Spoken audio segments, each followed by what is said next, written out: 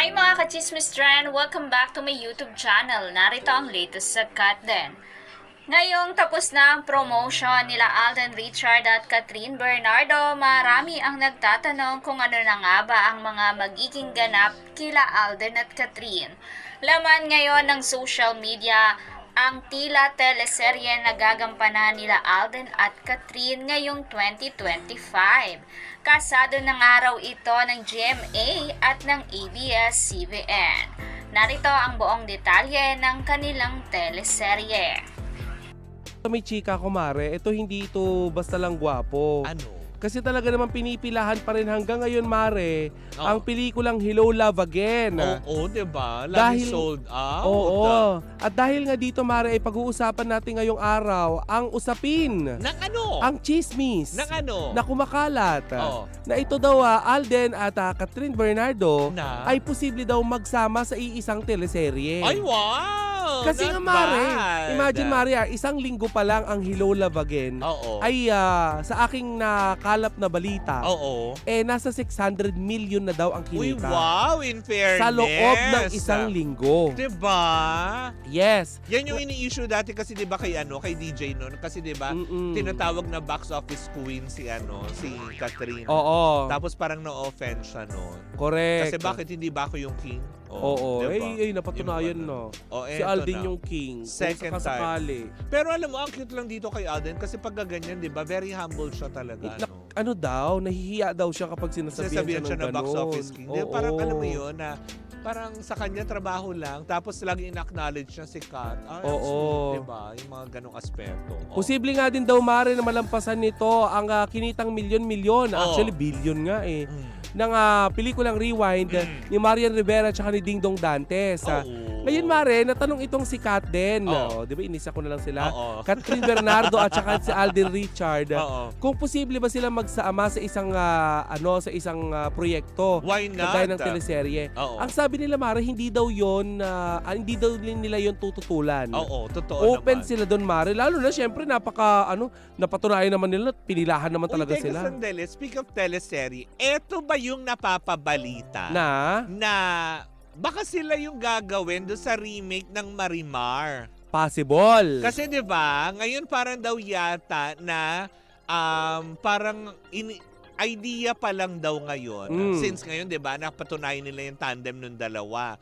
So parang tipong na talagang very successful for the second time around, 'di ba? Kasi una yan yung Hello Love Goodbye kasi pinahiram lang din talaga ng GMA si Alden noon. Pero co-prod pa din 'yon. Oo. 'Di ba? Pero sabi nga ng ilan, baka ngayon ito yung chismis na lumalabas kasi nga ngayon parang inaay nga na si Catherine ang gawin na dito.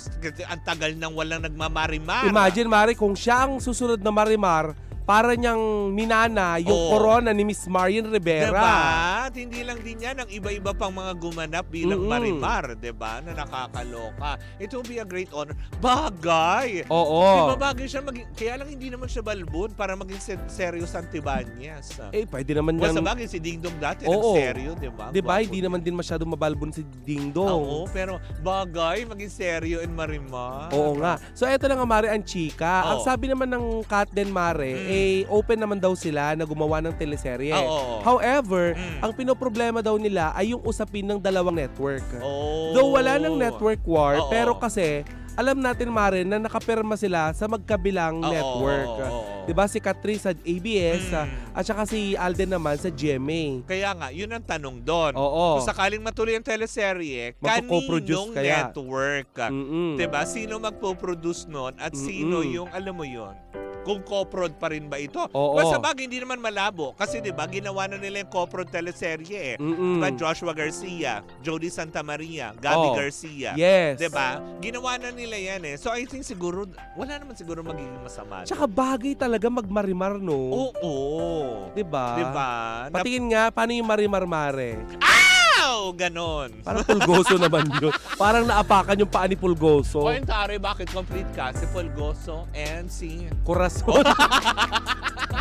Alis, alam mo na yung role mo kagad. Kasi Kore. Hoy, naku, Hala, Marimor! Oo nga.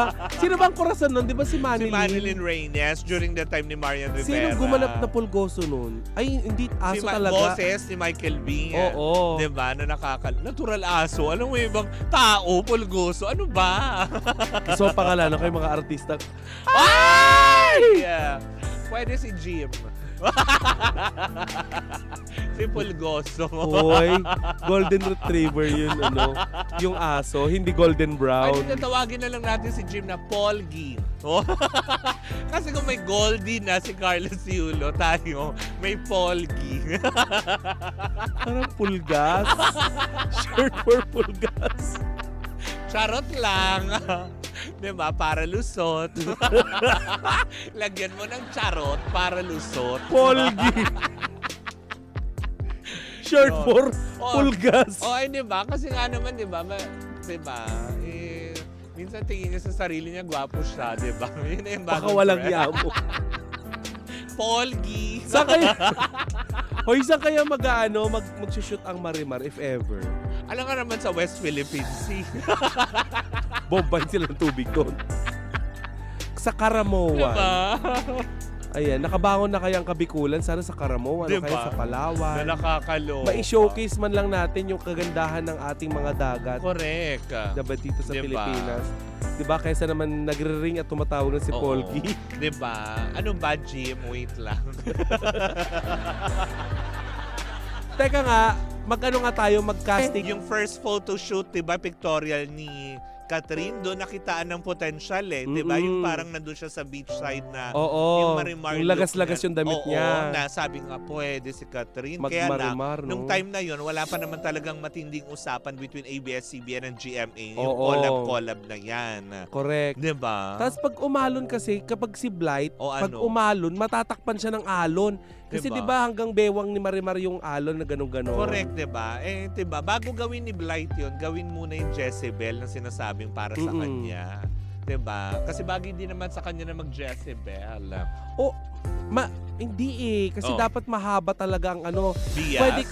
Pwede kay Blight yung mga yung mga drama na hindi kalahating isda, hindi ganon. Ano dapat buo? Mara Clara. Ah. Buong isda. Ano kailangan buo siyang galunggong, ganon, no?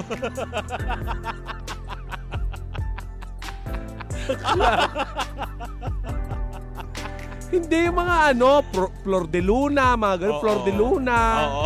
'Di ba? Yung mga Trudis Liit, mga ganon. Yung mga pwede niyang i-remake, yung yung mga mga- kalahating isda, Okay, mga mata ni Angelita. Oo. Bagay yun sa kanya, yung mga ganyan. Himala, yung mga Oo, yan, gawin diba? nila. Kasi di ba yung recent nila, ang dalawa ni, sino to? Si Cassie? Si ano? Kasi, Si Cassie. Kasi di ba siya si Marga? sabi ko, sa kaderang parte- ito. parte ng Si katawan ko, si Cassie Kasim pala yun. Oo, hindi. Si Cassie, di ba, nagkaroon sila dati, di ba, ng teleserye na yung bulag-bulagan dun si ano, di ba? Si, Oo. ano to, si Blight. Oo. Di ba, bagay sa kanya yung mga ganyang roles? O yung mga naaapi-api. Oo, di ba?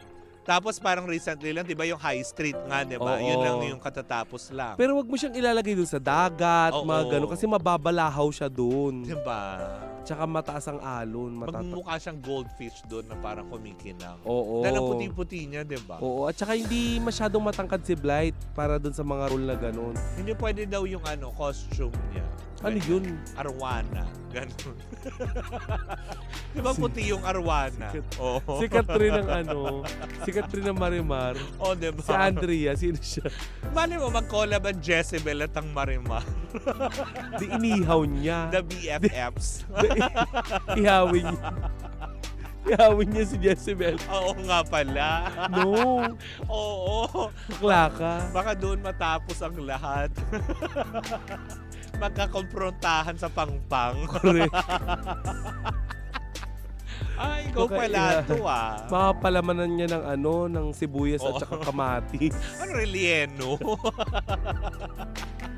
ginawang bangus. Cannot ganon. be. Hindi sila Oo. pwede Oo nga magsama. pala, kasi nga diba, na-involve Diba? sila Oo, dun sa love issue. triangle before. Pero hindi naman napatunayan yun. Correct. Diba? Kaya hindi pa rin natin alam kung iihawin ba nito si si Marimar. Eh baka si... kung wala ng pulutan Jezebel. talaga. Meron daw ipapapulutan si Jezebel. Sino? Yung hotdog na may sabaw. Kung totoo man ang nasabing chismis, marami ang excited na Katden fans para sa magiging teleserye nila Alden at Catherine. Kaya naman, kung ikaw ay solid fans nila Alden at Catherine, huwag mong kalilimutan mag-subscribe sa aking YouTube channel at pindutin mo na rin ang notification bell para mas updated ka ka Chismis Trend. Thank you for watching! Throwing